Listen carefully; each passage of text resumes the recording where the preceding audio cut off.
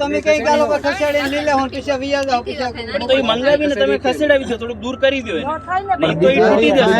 એટલે સાહેબ એમાં એવું છે ખેંચે એટલે તૂટી જ જાય. નહીં તો એ તૂટી જશે. તૂટી જાય એ અમે કે એટલે જ અમે તમને કહીએ અમે નથી ઈચ્છતા કે આવું કંઈક પણ થાય. તો અમે કે તૂટી જ જવાનું છે પણ તમને નુકસાન થાય, મારે તમને નુકસાન થાય એવું અમે નથી ઈચ્છતા. પણ હવે સાહેબ નુકસાન થવાનું જ છે. થશે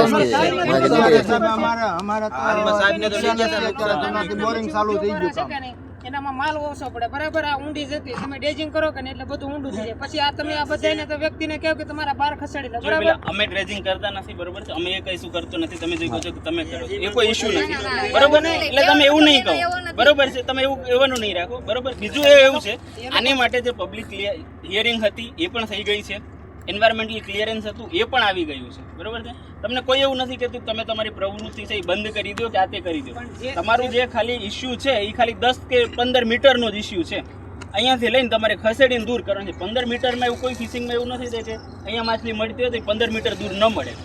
અને આનામાં નુકસાન હું એટલા માટે કહું છું, જો અમને બીજું કોઈ ઇસ્યુ નથી બરોબર છે, અમારા કોઈ ઓલા નથી. અમને એક જ વસ્તુ છે કે કોઈ પણ જો દુર્ઘટના બને બરોબર અને કોઈ પણ નાની ફિશિંગ બોટને કંઈ થઈ જાય કે મોટી બોટને થઈ જાય, કોઈ માણસની જો જિંદગીને કંઈ હેરાન થાય બરોબર છે, તો એ અમારા માટે સૌથી